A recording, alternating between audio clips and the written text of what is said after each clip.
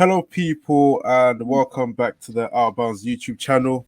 Um, as you can already tell by the title, we are going to be talking about why United are so crap. I'm joking. Why United versus Chelsea preview on the weekend or whatever. So to introduce the guest, or in fact, you know what? These are even guests. These are housemates. So introduce my housemates. We've got Abbas. How you doing? I'm doing blessed, man. Like, I don't talk football, but we're here. We'll talk about it this season, just to end it Yeah. off. No, and I am joined with my other housemate, Sam. How you I'm doing? good, bro. Free Pete, you already know. Free Pete. We're here. Up there with Fergie. Jose didn't do it. None of the rest. Wenger didn't do it. Pep's done it. I told you that trophy last season was very important. For those of you that have not been following the channel, Sam has been supporting Man City since 2012, so he's very We happy chat so about. much shit. Now, when said 2012, don't do that. No, I'm joking. He's been supporting them before the Etihad times, allegedly. We'll never know. Main Stop road, it. main road. Come on, main road. Same thing. And obviously we've got a guest here, Mr. Twitter himself, Trey.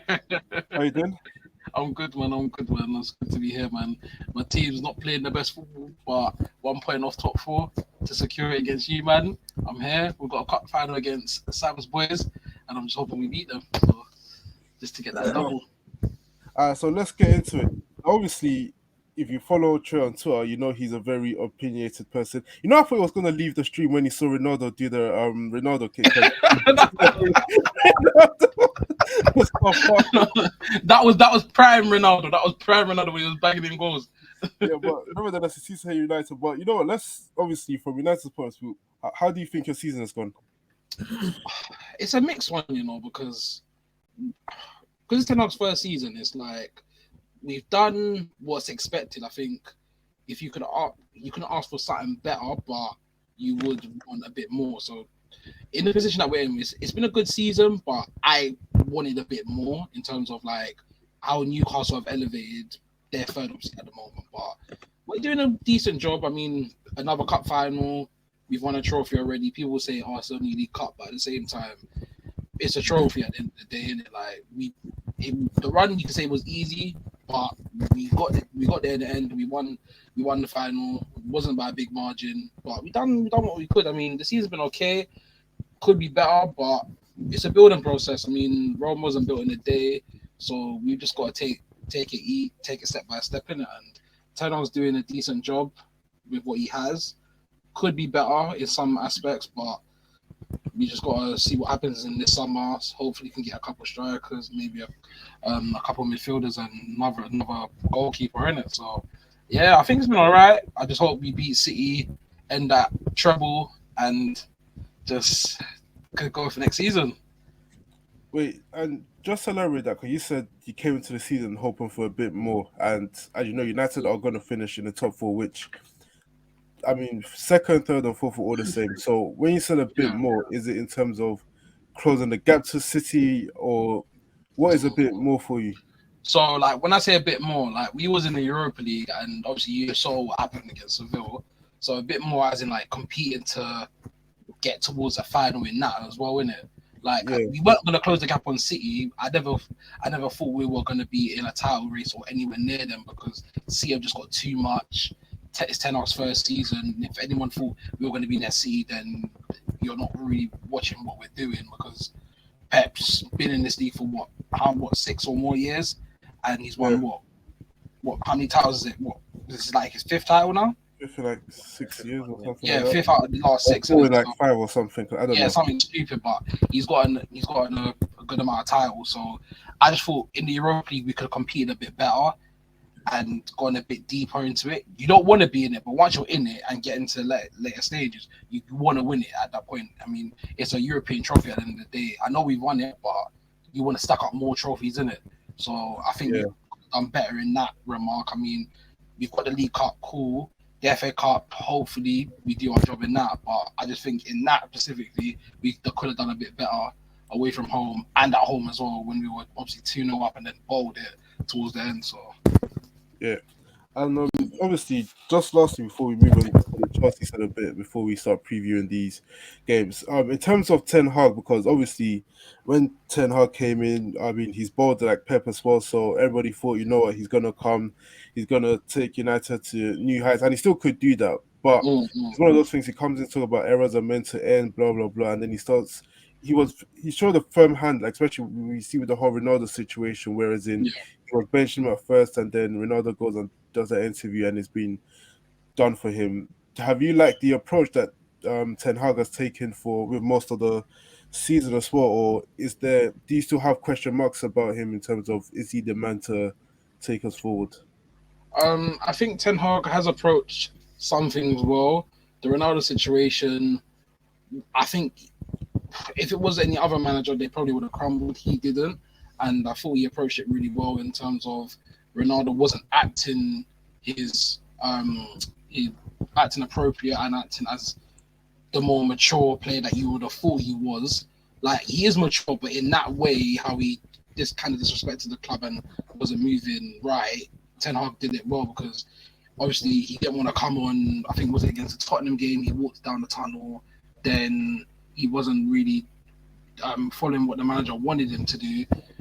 Then I think was it a disciplinary happened or something like that during I think a few times in training. So he had to move on. I mean, we weren't really playing our best football with him. The manager didn't suit what the manager wanted in terms of pressing off the ball. I know people are going to think, when Ronaldo's on the pitch, he scores goals. Yeah, I get that, but at the same time, I mean, you're going to want more than just goals, in it. Like, I'm not here for Weghorst in it. Like, he's nowhere near, and he's just not good enough to be at his club. But at the same time, with Ronaldo, it's just one of those ones where he didn't suit what Ten Hag wanted, and he didn't want to really be at the club anymore. Like, he wanted to move probably from the summer, and I don't think he was in Ten Hag's plans from the beginning. Like, he used him for a bit, and he got his goal against Everton. Cool, it was a landmark for him, but he just didn't suit what Ten Hag wanted in terms of the pressing and just following what the manager actually wanted him to do. He just didn't. He wasn't a profile for what Ten Hag wanted. Martial obviously has had his injuries this season, and I think we should just move him on at this point. I think he's had his moments. Don't get me wrong. He's been. I'm just saying, bro. We have to move him on, bro. It's time, bro. I need to see a Harry Kane. This happened finally. How many years? Evan Ferguson or someone, bro. I need to see something different, man. Get two strikers in, man, because we're bleeding for goals at this minute. Like, if Rashford's not on the pitch, we're not scoring goals.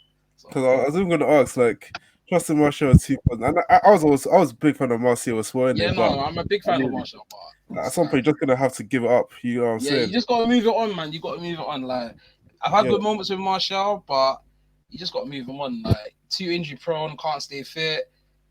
Then there's troubles with his misses on board. Like, there's a lot going on, and he's on big money as well. So I think You say I remember more Martial than I do moments. Like that's just me. I remember more apologies on Instagram than I do moments from Martial. But yeah, I'm glad that United have seen sense and they want to get rid of the guy. Ballon d'Or clause. They're still waiting for that to activate, innit? So I guess that's the issue. But yeah, he needs to go. All right, before we go back into United, let's just obviously, because we're gonna have to gloss over Chelsea, innit? Obviously, we only have one Chelsea fan here, which is Abbas, because we are someone like Man City fans. I've signed over. I signed a new contract. Oh, you're back. Oh, you're taking a loan now. Bro, you got your back loan. 20. Hold on. All right, 2 seconds. He's gonna change to Lakers now. You need to go change the backdrop. He's gonna change the backdrop. Nice. All right. So, as I was saying, so we only have one Chelsea fan in it, which is Abbas. Now, obviously, Chelsea have been dusted for time, innit? Like, our season was over back in December or whatever, but every single time I think we can't go lower, Lampard seems to take us into new parts of hell that I've not seen before. That's your club legend, man. So, I said before, fuck the club legend stuff, because this is appalling and whatever. But obviously, there's been talks about Poch coming in and whatnot, blah, blah. I'm not even going to talk about if Lampard can improve or whatever, because we know he can't, and it's not about this season. But Abbas, if Poch was the guy to come in, do you feel like is the guy to take us forward, or was there someone else you had in mind? Do you know what? Like, I'm not the big Poch fan, but I always say this: like, eventually we are going to literally hire every manager available at one point or another. Somehow, some way, you are going to manage Chelsea, because if you really deep it, under Roman we had so many managers, and they were all top tier or up and coming. That next guy type of thing, we always end up getting them. So it was kind of like written to say that Poch will eventually be Chelsea manager. Like, it was just bound to happen. There was other people I'd probably put in front. Probably Unai Emery was the one that nobody gave a shout, and I was like, yo, why is nobody twitching this guy? Like, look what he's done with Villa. He always wins with Sevilla. The only club he's never won with is Arsenal, and yeah, we know Arsenal's Arsenal. So I would have probably gone with him first. Nagelsmann seems like that quirky guy, the new guy that everyone's likes and wants to get a piece of. And if Chelsea were going to pick him up, fair enough. The only thing you can give with Poch is, I guess, the fact that he's done it in the Prem and he put Spurs to a position where they'll never replicate again. But I'm not against it. I'm not for it. But I always give a new manager time. But if I've got an agenda to run against a manager as well, he gets less time than others do. So I can't lie about that. But at the end of the day, he was always going to be in charge. It was just a case of when, or yeah, that was literally, it was just a case of when rather than if. And it looks like he's probably going to be the guy now. I don't know how many years they're going to sign him for. They're not going to do they probably will do something close to that Potter, probably like 3 years, I'd say more than 5, and see where it goes from there. But I think Todd's probably learned his lesson and not done the whole let's get a British manager in type of thing and stick where it's smart. And that's probably like foreign managers just almost successful in general. No, 100% agree with you. So I'm just going to come to Sam, obviously, to lead us in regards to the preview with this Chelsea and Man City game. Obviously, that's to give you a prediction now, but what's your take on this matchup, especially given where these two teams are in the season? So in terms of it, like where City are, sorry, not City. I don't know why I'm bringing City into the conversation, but in terms of Chelsea, where they are, their season's done. They're not going to get relegated. They can't get to Europe. So it's just, they're just playing, just ticking over. And we've seen what Chelsea have done in the last 2 big games that they played. They played against Arsenal. They got brushed aside. They played against our B team. And look, we cruised in it. Yes, we had 1 shot on target. We took that opportunity. Alvarez scored. Yeah, you guys had a few near chances, but you didn't really penetrate or cause us much threat. And that was with our B team. So it just shows that in terms of Lampard as a coach, it's like every single game he plays, it's like, do you know what? I'm playing Football Manager. Let me try a new formation. Let me try some new players. There's no consistency. And the only thing that you do see is that he's given players that he likes opportunities. And most of the players that he's given opportunities are British players. He's just putting out a team and you think there's no cohesion. Like, why is this guy starting and that guy starting and this guy starting? Like last game, I'm not too sure. You tell me, Chelsea fans, was João Felix injured or what was the situation? Because he didn't start, or Lampard thinks he doesn't run enough. Okay, he cool. likes to attract Gallagher. Someone that you've got on loan, and you're paying that amount of money to have him on loan, he should be starting every single game. There's no reason for you to drop him. Do you know what I'm saying? And the people that he's giving opportunities to, like moving forward, I don't see they have a career at Chelsea. So what's the point playing them now? Like, you're not even going to be the manager next year. So it's not like you're saying, oh, I'm getting these players ready for next season. Bro, when after Saturday, you've gone, a new manager comes in and Poch is going to do his own thing. But similar to what Abbas said, the only thing that you can kind of give Poch here, where he can work with a big team, he might want to trim it down, but he knows how to get the best out of his players and players that are not great. We've seen him do it with Tottenham, finish second, get to the Champions League final. So on a Chelsea end, like you said, Chelsea are dusted. There's not really much to say. In terms of this season, it's going to be a long time. While Pep is still there, I don't know what you guys are doing because we're just going to get better. We've seen the rumors. We might get Kimmich. If we get Kimmich, that's a whole nother story. Do you know what I mean? Because Pep turned him into Philip Lahm, right back that can go into centre mid. can't do it. Exactly, double pivot. Too much. It's another story. Do you know what I mean? Seen But in a terms variety of, room on the store as well. there you go. So in terms of United, I think they're the better team in form. Obviously, they're trying to build. I think they've got a bit more cohesion and stability at the moment with Ten Hag. You know, they brought in Casemiro to be kind of like a leader, a part of the leadership team as well. And I just see, in terms of that game, I see it going one way, and I see Man United winning. Like Chelsea, they're going to have a few chances here and there, but just how it is at the moment, I just don't see the commitment from the players. One, because the season's over and they're not fighting for nothing, and two, I guess they don't see Lampard as adding any value, or they don't listen to his voice, or his voice is not commanding anything in the locker room, dressing room. So it's going to be another day at the office. The guy's going to come to get their check, and Chelsea will probably lose like 3-1, 2-0 or something like that. Do you know what I mean? You know what it is? Just quickly on what you said. Lampard's basically, like when you get substitute teacher in school, and it's like, okay, cool. I'm in year 8. It's in April. Like, my classes don't really matter like that. So I'm just gonna go about, mess about. I don't really care. I don't need to do anything. I'm just gonna finish and go back home, do what I need to do. That's kind of like where we're at, and in a way, you could say it's Todd Bowley's fault because of how he hired him, and he kind of put it out there that Lampard's just here for these 7-8 games. But yeah, that's the only thing I can say. Lampard's basically looks like at this point a substitute teacher, and the class is in April. You're in year 8. You don't really care. You're not working towards your GCSEs. You're all staying in set 1 next year anyway, and that's literally it. And it's funny.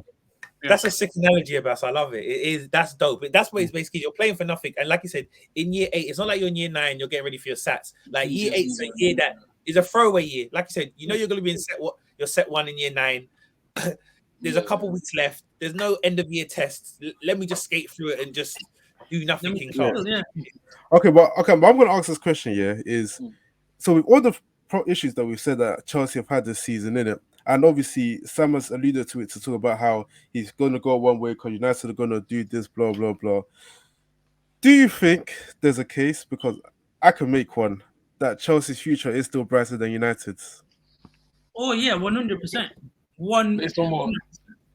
Based on the fact that basically we did what a lot of clubs don't do, and that's invest in January and invest heavily. And then also when you look at the fact that there's already pre-agreed contracts with certain players that are meant to apparently bring value, and then you look at the fact that the players that we're probably going to ship off, we are going to get a lot of money for them and then reinvest that, and the fact that Todd seems to be a lot more aggressive in being able to get certain players. And I always say, when we signed the players that we got in January, like you said, our season was over in December.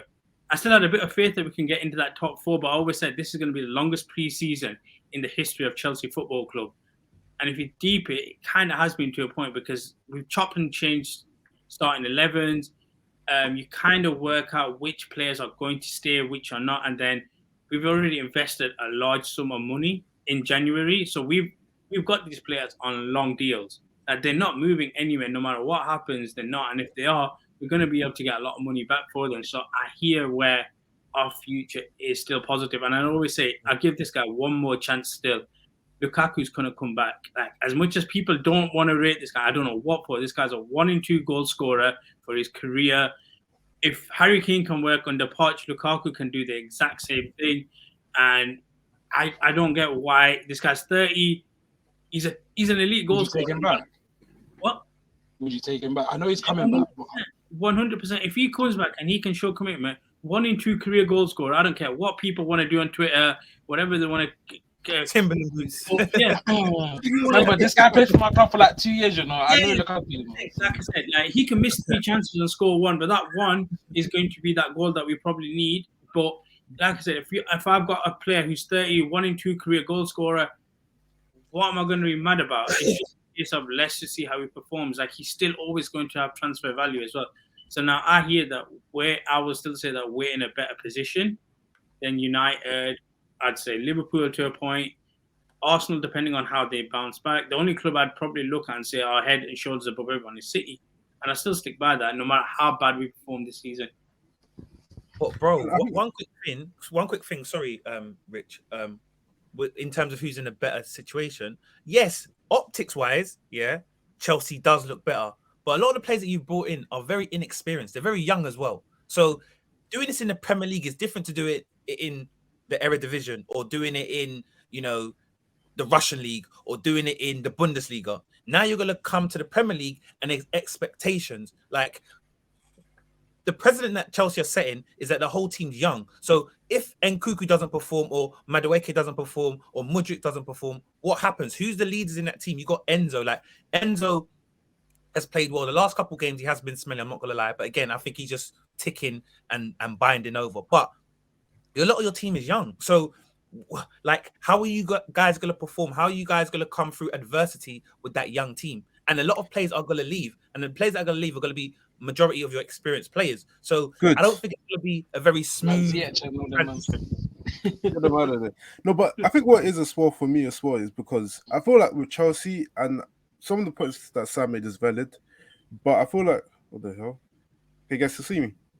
Yeah. Okay, come. Yeah, I feel like with Chelsea, Sam makes a point. You sign a lot of young players, so I do feel like there's the element of unknown there. When I look at United, I'm sorry, but I'm not really that impressed because I feel like a lot of the players that they got starting are going to be replaced, and this is their core. So you look at De Gea, you look at Casemiro, you look at Bruno. If I start talking about Bruno, Casemiro will be replaced. No, but I'm saying these players won't be replaced, and I feel like a lot really? of their main players have reached their peaks. Like, they won't get as much better than what they're showing. And I started with De Gea. He's been on a decline for God knows how many years. He has, but he's won a Golden Glove, even though I don't rate him, but he's won it. The defense kind of won the Golden Glove, but Yeah, that's you're right. I'll give you that. Okay, but then with Ryan as well, I think, me personally, people might say the leader. I think he's better than Martinez, anyways, in my eyes. But I feel like he's peaked. He's going to be on a decline. Casemiro probably arguably still the best DM, but he's peaked. He's on a decline. Bruno, even though his peak is not that high, I think he's peaked. So I feel like Bruno is crazy. I tell you, it's not an agenda. And obviously, to be fair to him, I do feel like this season, I'll say he's been good. I feel like for the first time, he's been very good. He's been very good this season. Created over 100 chances. Yeah, but before this season, I thought he was shit. So before this season, I thought he was shit. Oh like, he was absolutely. I think the only thing I was saving him was the numbers, and obviously, stats still mean something in football. So I would give it to him to say he's a decent player because of the stats. But just as a midfielder, I thought it was shit.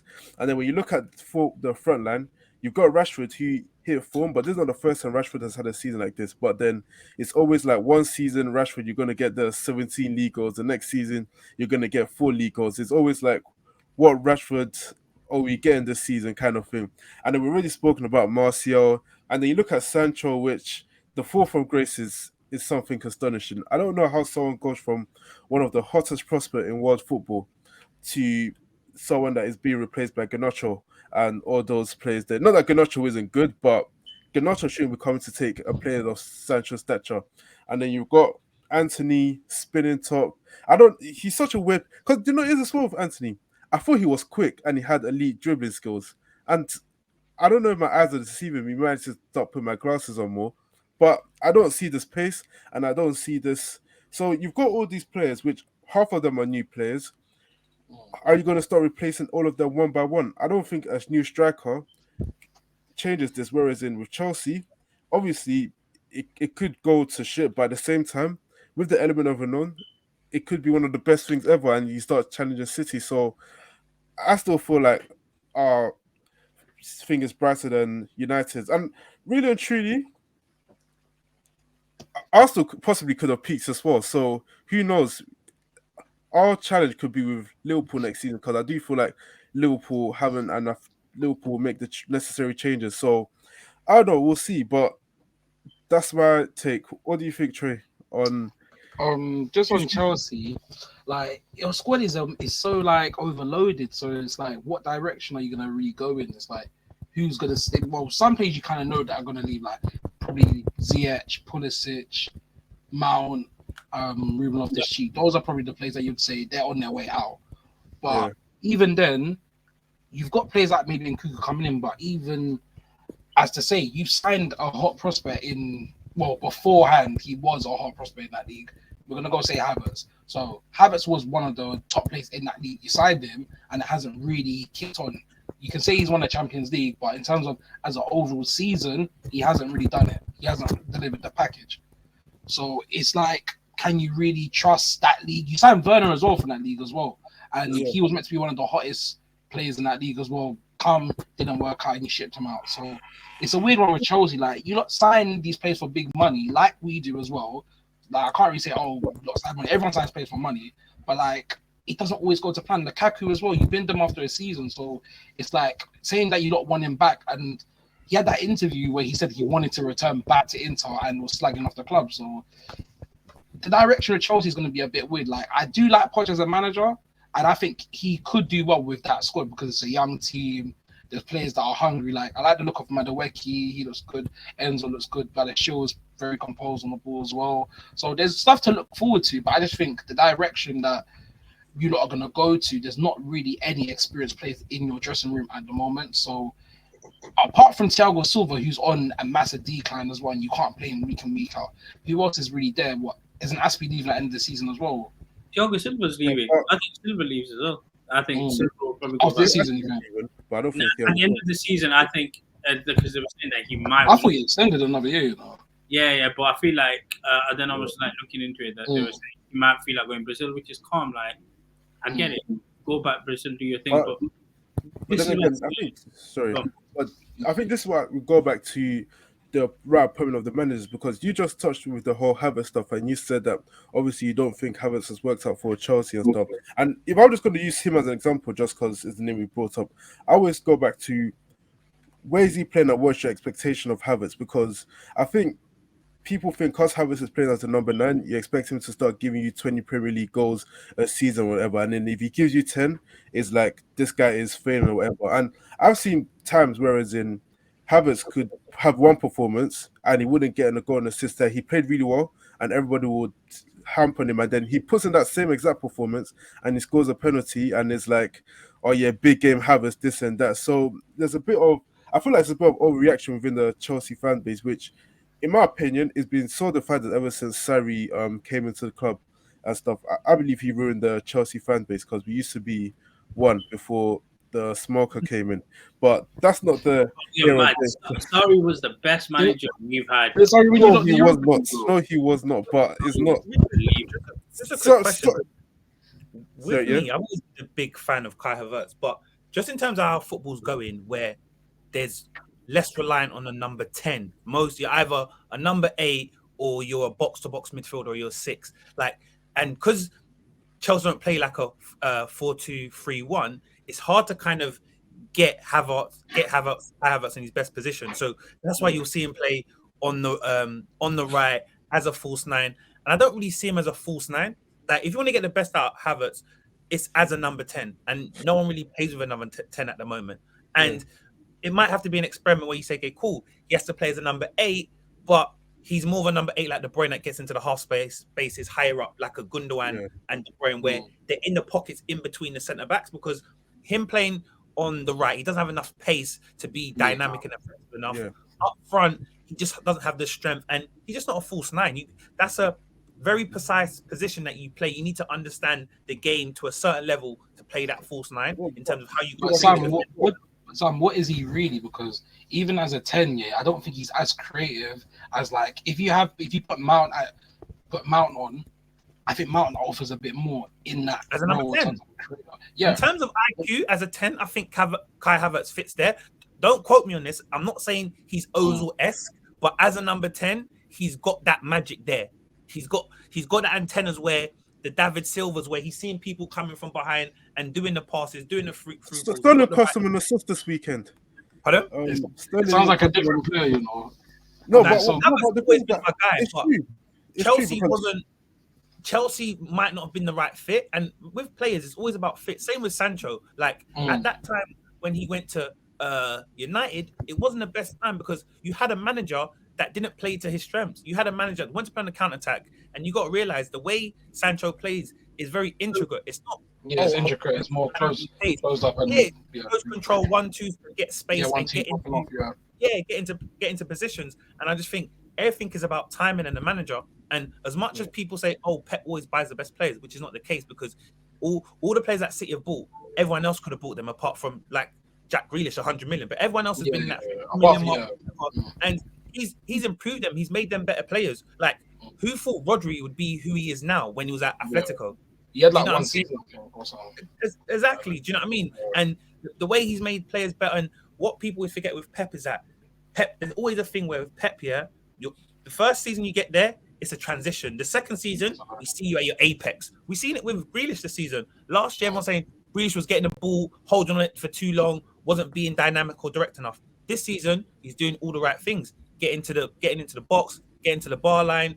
You know, he's doing the cutbacks that City love, and he's just got a great rapport with the front three, the front five. So more chances created in Europe as well. Yeah. So it's all about the manager and being a fit for that team, innit? So I feel sorry for Sancho. For me, I said obviously his situation, he was never going to go back to City. For me, he should have gone to Liverpool. But the money talks. Because I think Klopp would have, in terms of how they play that gegenpressing and how you got that rotational front three and how they interlink, it would have been much better. Like he would have just been a nice transition from Sane. No, not the pace, but in terms of what he can offer, he would have fitted in well. And United just didn't make sense. That was more of a financial situation, to be fair. I think it's a weird one with Sancho because it's like I still think he is the right profile for what we want, but it's a bit sticky now that Ten Hag's bought Antony for a load of big money, and it's like he's now kind of second choice, or like if everyone's fully fit, he's not going to be picked ahead of Rashford or Antony or maybe Martial because he's not a 9 in it. Or it depends how Ten Hag wants to go with it, but he's not the first choice winger if you want to say in it. So I really wanted to work with him, and I think it can work, but I don't know if Ten Hag's going to cut with him for very much long because you saw what happened. I think at the start of the season he was good, and then he went through that period where Ten Hag took him out of like the whole limelight. You saw like he wasn't on social media. He was playing football for like 2.5, maybe 3 months during the World Cup time, and then obviously he's come back now, started quite decent, and then it's like it's reverted back. So it's a weird one with Sancho because like he has moments like you saw against Tottenham, even Leicester this season as well, Leeds as well. He has moments, but it's never consistent. Really, I haven't had a 5 good game spell of Jadon Sancho doing what he done at Dortmund, or even reminiscing some of that form. So yeah, it's a weird one with him because he's got the qualities, we all know that, but it's keeping to that consistent level, and people would say he hasn't really adapted well to the Premier League, innit? So that's another one there. But I think he can come good, but it's a sticky one with him at the moment because it's his second season as well, so it's not looking good. Now I'm all out of Sancho. But obviously, just before we obviously go into score predictions and stuff, obviously Sam already gave his, but I'll start with you, Trey. What do you expect going into this meaningless Big Six game on Thursday? I think it will be it will be a weird test because Chelsea are pretty much doing the longest preseason that any team's actually done at this current moment, and they're going through a transitional period in a way. We're obviously in a good range of form-ish, but we're not playing at our highest level. I mean, we're getting a result. Like we got a result against Bournemouth, but we're not playing very well, I don't think. But we still have the upper hand because we're playing better at the moment. So I think it's going to be one of those games, kind of like how you played against City, but I think you might dominate the ball a little bit more because we don't dominate a lot of possession, I'll be real. So I just think it'll be a thing where we hit you on the break. We'll have a couple bits of patterns of play, and it might actually be a game where we beat you like, I don't know, 2-1 or something like that. I can see man scoring because we're not we don't concede as much goals, but knowing United, I just think we'll concede to something like a João Felix goal from a back post or something silly like that. But if you keep a clean sheet, we keep a clean sheet. But I'm thinking 2-1 or 3-1. I just think we've got more goals than you at the moment, even though we're not scoring. But chances will come against Chelsea because against City should have won that game probably 3 or 4-0 against you lot. Like your backline was looking very suspect and just out of place in it. So I can just only see it going one way. What about you, Sam? Oh, so Sam Abbas. Do you know what? I'll be honest with you, lot. This game is going to be one of them where Chelsea will have probably 2 shots on target the entire game. The entire game is going to be played, I'd say about 85 to 90%. It's just going to be in the midfield, just passing left to right, going in the middle, bit of poor quality here or there. There'll be 0-0 till at the 86th minute. Then United will realise that's all they really need to do. Chelsea won't do anything. It's going to end 0-0 because like this is it. We're playing through the motion and we can't win at Old Trafford. The only thing United have this season, and this is what I'll say, is they're lucky that everybody else below them has been poor because that away record is off, but the home record stands pretty well. But yeah, I don't think they'll care too much to score, and for that reason, I think it'll probably end 0-0, and like both teams will be like, okay, cool, United have got the job done. As much as I'm hoping that we can just scrape it 1-0 so it goes to the final game, I'll be surprised if we do that. But realistically, it'll probably end 0-0, and Chelsea fans will be like, yo, it is what it is. One more game to play against Newcastle. United will finish top 4, and then they'll play like a rotational team in the final game week. But it's literally going to be one of the worst games we'll see this season. No, it's kind of true. It's a very hard game to build up because, I mean, you look at the last like 5 results, it's been a bunch of 1-1, 0-0, 0-0, 1-1, and all that kind of stuff. It's not even like the time we played last season where Ronaldo scored that goal. It was a game that we dominated. I think Havertz had a couple chances. I'm not sure if Mount had a couple. I can't remember exactly who. That game was poor as hell. It was Reece James scored in the game, innit? Second? Reece James scored in that game, innit? I'm not sure it was Reece James or Alonso. It was one of the fullbacks, anyways. And then they scored, and then after dominating, you see Reece James. You see Ronaldo scoring that goal, and then even the game earlier this season where Casemiro scores the last minute. It's like I said it before. Yeah, every season, United and Chelsea just agree. No, we take 2 points each, and then rest players. Like so, I don't know. It's going to be a weird game going in. And it's a dead rubber game as well for Chelsea anyways. So for that reason, and especially Lampard is sinking us for whatever reason. So I don't think we're going to get a draw this time. I hope I'm wrong because I can start talking But Rich, remember the last time Lampard came to Old Trafford, what happened? The last time Lampard, we got cheated up by the refs. So Rashford brace on what's it called? And I remember the refs cheating. I can't remember what the decision was, but there was definitely some cheating going on. But you know what?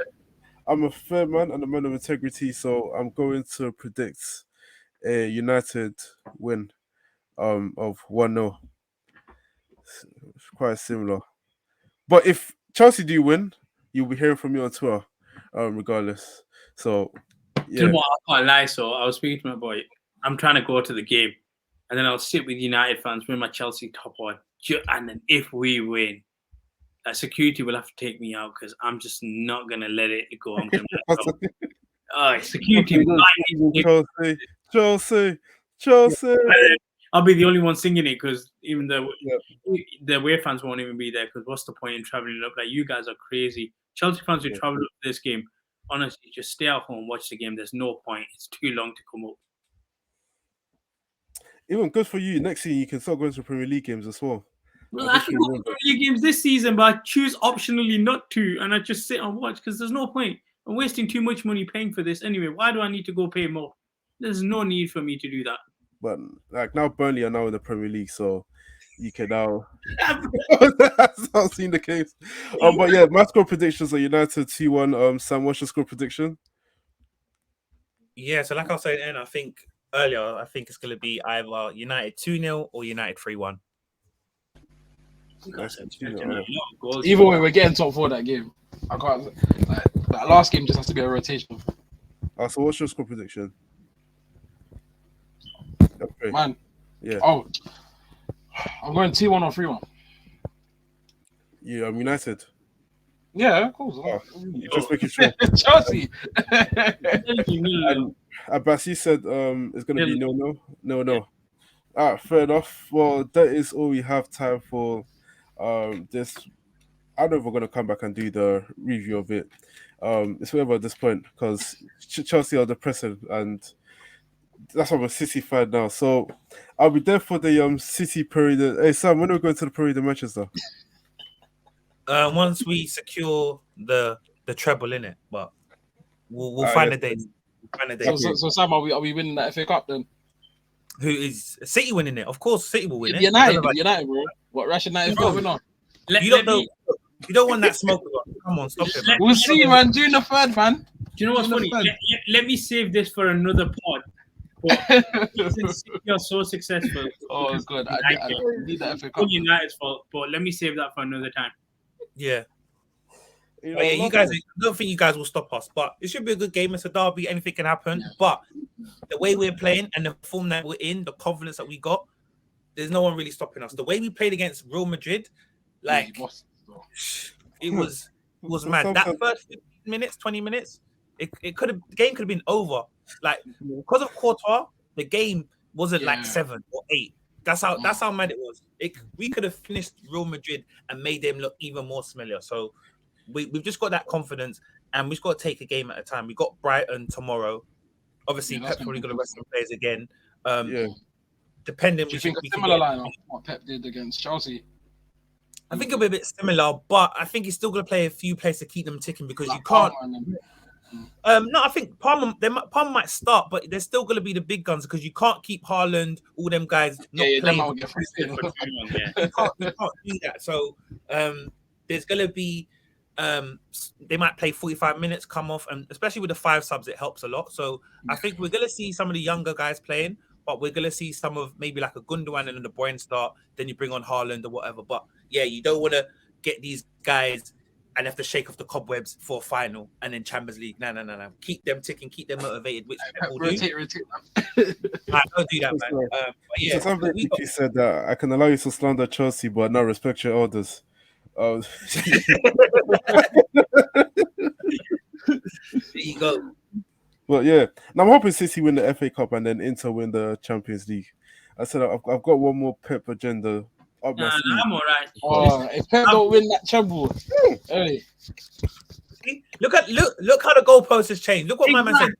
If Pep don't win that, if he bought that FA Cup and the champs, oh god, hey, the Pep agenda. You guys are mad. Oh no, okay, man. Big up Pep though. Big up Pep, man. He's done his thing, man. I can't even Go business. See, if the funny thing is, if Abramovich wasn't trigger happy, you man would have had Pep. You know that.